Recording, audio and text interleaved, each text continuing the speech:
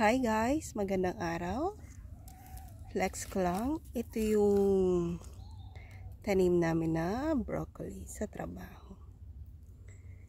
Ayan. Sa gitna, nagpo-form na siya dahan-dahan. Tapos sobrang lapad ng dahon niya. Ito yung favorite na gulay ng aking bunsong anak, broccoli. Steam lang namin siya, tapos yun, lalagyan ng olive oil, tapos konting salt. Wala pa masyadong bunga sa gitna, pero nagpo-form na siya. Yung banda. Ayan.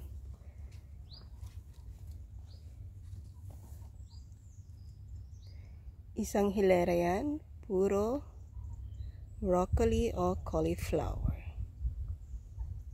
Napakalapad ang dahon, tapos mapapansin nyo, di ba? Puro pinagkainan yung dahon niya kasi yun, dito rin sa trabaho ay puro organic or walang masyadong fertilizer na ginagamit. Ganito kasi pag ang mga Italian, sana ganon din tayo. Grab to inspire. Thank you for watching. Have a blessed day everyone. Magandang buhay.